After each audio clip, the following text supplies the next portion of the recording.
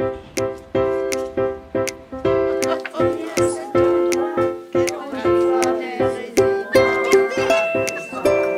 bon, on vit bien.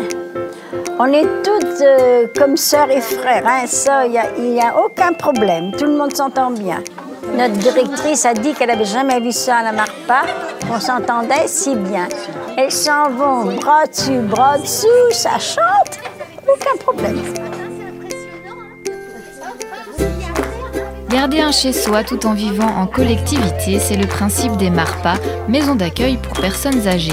Aux Épaisses, ils sont 24 résidents à bénéficier de la structure où règne une ambiance familiale et chaleureuse. Notre objectif, c'est vraiment, par rapport aux personnes autonomes, de les inciter à encore faire tout ce qu'elles peuvent faire par eux-mêmes. Par exemple, faire leur propre petit déjeuner au moment où elles veulent, comme elles veulent, préparer leur dîner au moment où elles veulent, comme elles veulent. L'objectif, c'est d'accompagner les résidents avec ce qu'ils sont, ce qu'ils ont été, ce qu'ils ont envie de faire, de ne pas faire. On accueille des résidents pour la majorité originaires des Épaisses, donc ils se connaissent tous, donc ça a un avantage, c'est que l'intégration se fait très rapidement, et en même temps, on a des histoires d'une quarantaine d'années, cinquantaine d'années qui ressortent à des moments, mais c'est la vie comme dans une famille, comme dans un quartier, avec des moments plus faciles et d'autres moins, mais ils ont la possibilité, quand ils n'ont plus envie de voir leurs voisins, leurs copains, copines, c'est d'aller dans leur appartement et de rester chez eux. Deuxième résidence créée en Vendée, la Marpa des Épaisses est en effervescence depuis quelque temps.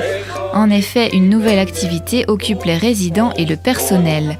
Ils répètent des petites scénettes humoristiques sur leur quotidien afin de présenter un spectacle pour les 20 ans d'existence de la Marpa.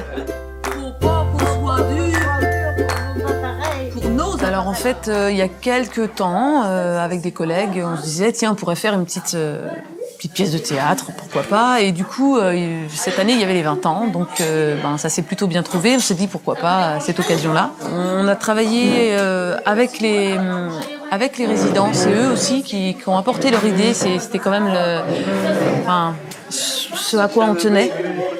Ça vient d'eux. Et puis, parce que c'est eux qui font vivre la Marpa. Sans eux, la Marpa n'existerait pas. Qu'est-ce qu'on mange ce soir? Des nouilles. Quoi? De l'andouille? Oh mais non, des nouilles. Des nouilles avec de l'andouille. Jamais j'ai vu ça chez nous. Ah, moi, je suis enchantée quand je vois les trois personnes avec qui je le fais. Alors, c'est super. En plus, ce sont 3 personnes dynamiques. Et elles prennent vraiment goût. Au départ, elles disent un petit peu leur opinion. Ce qui est marrant, c'est que quand je les revois le soir ou à d'autres occasions, elles me disent qu'elles vont s'exercer dans les chambres. Alors, elles vont chez une, chez l'autre.